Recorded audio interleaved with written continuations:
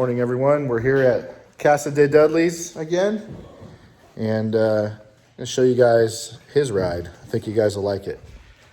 This is his baby right here. Yep. How much power does this make, David? 930 to the wheels on E. Whew. Look, Yep. we got 110 gallons. All right, looks good. So 930 wheel horsepower GTR. It's pretty freaking fast. Fully built motor. Like, what do y'all got done to it, David? So CP pistons, manly I-beams, upgraded pure turbos, stock turbo locations, so I can keep running the FIS class at IFO. The Jack's transmission, 16 disc. 16 foot clutch kit. Yep, with their upgraded baskets, not the billets, just the upgraded baskets. The Scotty fuel pump hanger with the dual 525s with the hard wiring kit. ID 1700s, the X's. I think it only makes like 70% IDC.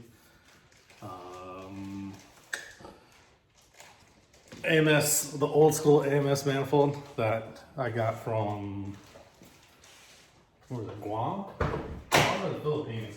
It was one of those, hey, I just take a risk. So pretty much a lot done, as you can tell. Take a look out here under the engine bay real quick. So everything's built for 1500, except the turbos are the only limiting factor on this car. Let's get some light for you guys here. We got any light? Okay.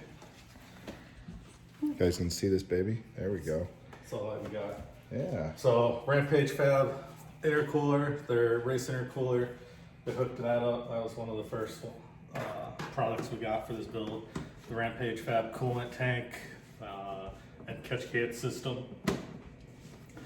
Carbon fiber intakes that we did a long time ago when we went full bolt on. The Scotty Flex Fuel. Super easy hookup on those. It was so easy I was able to do it. But yeah. So what are your plans for this car this year? I'm gonna go like 9.2, 9.3, win IFO, the class. If I win that a few times, we'll see what happens from there, because all I need is turbo. So the car's built to handle a lot more power right now. Well, you're maxed out on turbos, right? Yeah. Okay. So car could easily make over 1,000. This car had, according to Pure Turbos, this car made more power than any other turbos that they've had. So it was tuned over at English Racing, dyno jet numbers. Sound like they did a pretty solid job. I think it made like 715, 730 on pump. Here, let me go. Not too shabby. I'll grab it down. So yeah, this thing is, she's a beast. You know, guys over at English Racing did all the tuning on it. They knocked it out of the park. Thing's making really good numbers. Car runs great. I've ridden in it and driven it.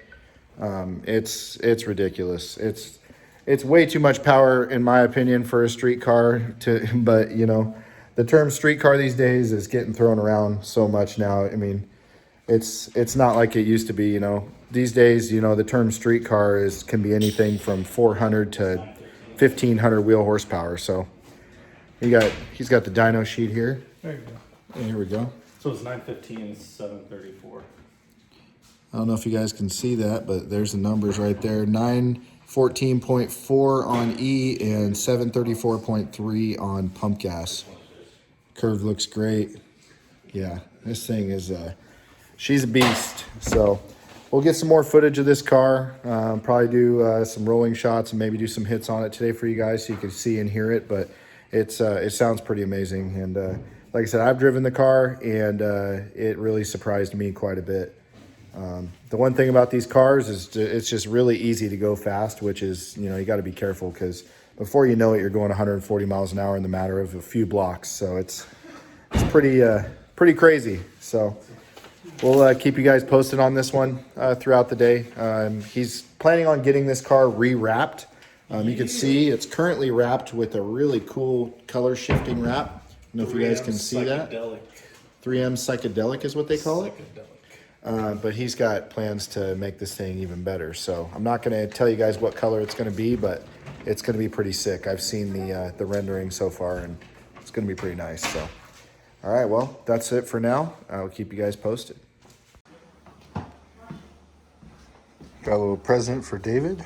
See what his reaction here. So I got you a present. Oh shit!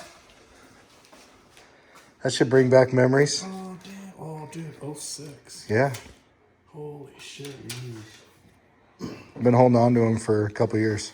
Damn. 06. Mm-hmm. Now the next STI you get, you got to put those plates on it. I don't think I can register in Nevada again though. You should be able to Montana. Oh yeah, Montana will be solid. You could even put a number 2 on the end. I recognize this. Yeah, it's either 6 or 7. Mm-hmm. Depends on. Hold on. 6. Twice.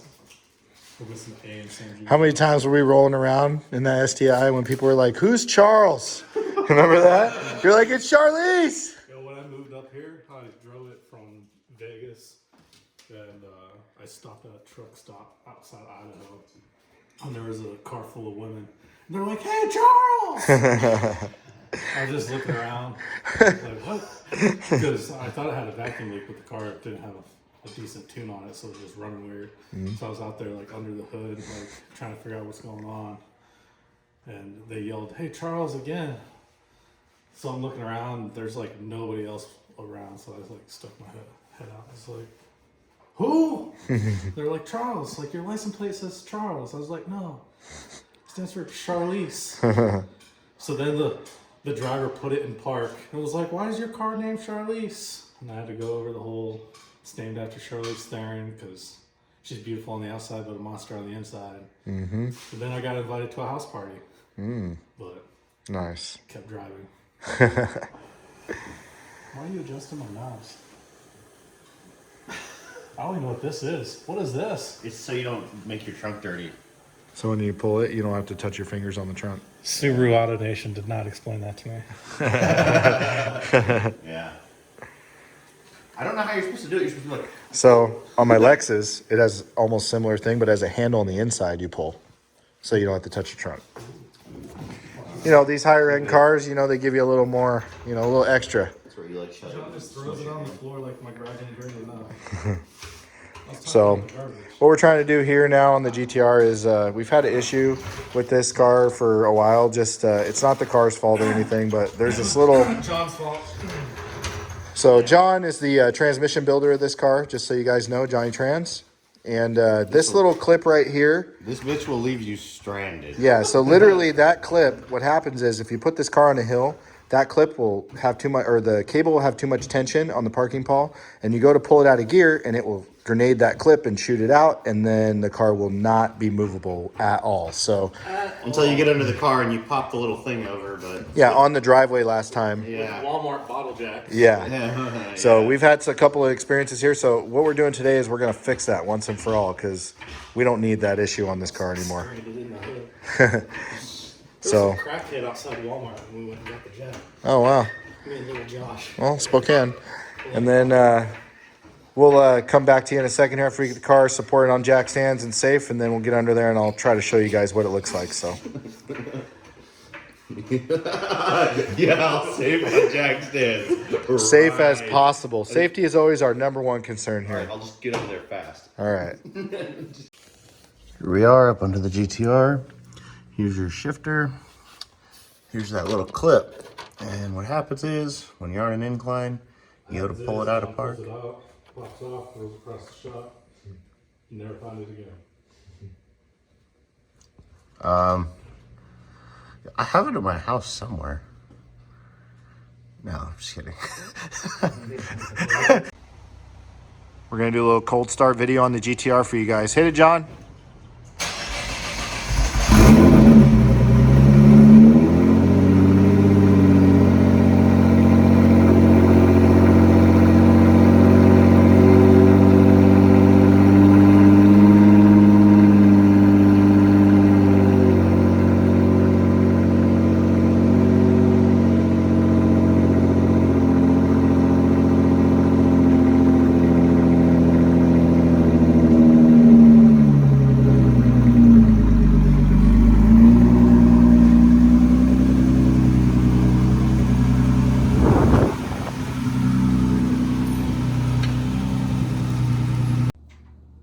guys, here with David Dudley.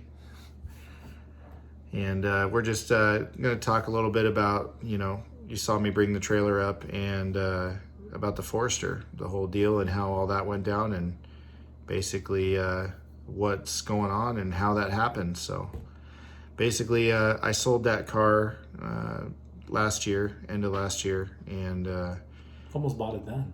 yeah, I posted online, and I didn't really want to sell it, but I was going through some unfortunate events in my life at the time, and I was pretty much forced to sell it. I sold it to a guy named Jeff in Spokane. He's kind of a homie too.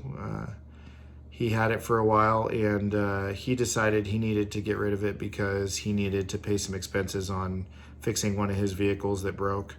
He offered it to me at the time, and I just wasn't in a place in my life where I could make it happen. I was pretty much in between places to live, trying to find a place to go, and for me and my daughter, and get our lives back together.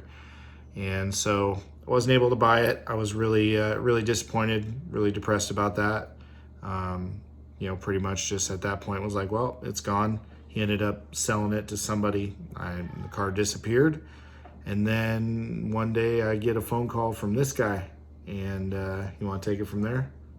So I had Jeff about the Forester because it's pretty close to a build that I'd done. So I was like, oh, let me see if he still has it. He's going to be for sale. So he lets me know, hey, it's already gone. But the guy that has it is put it up for sale. And he sent me the guy's information. I messaged him immediately. I just asked, hey, is price negotiable? Okay, made my offer. Guy didn't negotiate at all. He actually drove about an hour to bring it out to Albertsons here. He gets out and he's like, hey, so this is a 6266. There's some work to the engine, catch can, that type of stuff. And I was like, yeah, man, I know the car. I've driven it many times. I know the build. Like, I know the car. I just want to make sure everything's here. So he goes, you want to take it for a test drive? I was like, nope, it drove here. We're good to go. So gave him the cash. Video called Steve. Was like, hey, look at my new whip. He's like, hold on, is that my Forester? So everybody in our group chat's like, oh shit, like Dudley owns the Forester. So I couldn't believe it. went home and told Steve I got to make money off every deal I do. So I sold him to him for a whopping $1, more than I got it for. I'm a firm believer. There's some vehicles that belong with certain people, and if I didn't keep the car, then the only other person that should have it, that guy. So we made it work. He came up here, probably like 3 weeks, month later, picking her up. Yep. So that's why I'm here right now. And it means a lot to me. I've been there for David quite a bit in the past with his past build, and Charlize, the STI that you always hear us talking about. I did what I could with him on that, and it's really kind of it's a little bit emotional for me because this car it means a lot to me, and it got me through a really tough time in my life when a lot of things weren't working out for me. It was the one thing that kind of I focused on and basically kept my mind off a lot of negative things that were going on in my life. And I built that car from the ground up. Literally every nut and bolt in that car I touched and did. It was a completely bone stock car when I got it and didn't even have a motor in it. And so the opportunity to get the car back, I'll be forever grateful for that. That's it means a lot to me. And I definitely owe you a lot for this, because it's pretty cool that I was able to get it back. So yep, you guys heard it right. The Forester is going to be back home with me, and she's not going anywhere anytime soon. So I'll be hanging on to that car for a long time. So you guys will get we get a lot more content with the car. It's pretty much in the same condition that I sold it in. It's a little dirty. It needs a little love. So I'm going to, be putting that in the channel, maybe cleaning it back up, getting it looking good again. It's got a couple of minor little maintenance items it needs, but it runs and drives great. Drove it last night. it's all there. So I'm excited to share that stuff with you guys. And, you know, once again, thank you to you. You know, really appreciate it. It means a lot. No worries. So, you know, in the future, you need something, I got you, as always. So, all right, guys, well, I'm going to end it there, and we'll talk to you later. All right, well, I'm getting back on the road, so I'm saying goodbye to Bader here. I got tears. And I got the barrel of fuel loaded up there for the fuel for the Forester. So, oh yeah, shit's going down. You're gonna need it. Yeah, pretty much getting back into that E85 life. So, all right, well, we're getting on the road. We got a long drive. It's gonna be like 5-6 hours depending on how it goes. So I will see you guys back in Portland.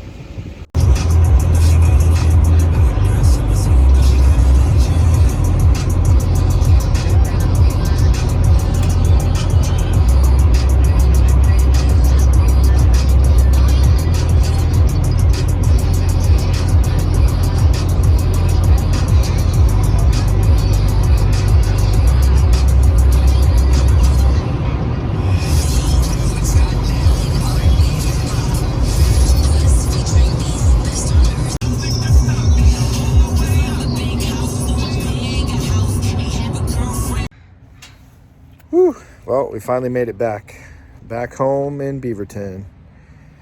Safe trip, didn't have any issues. We did hit a little bit of heavy hail / snow on the way back, which was interesting. But D-Max did good as usual, and she's home. It was a long trip, but I think it was worth it.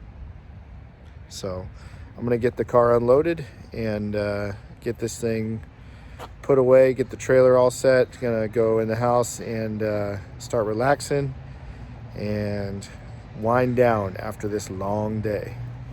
So see you guys a little bit.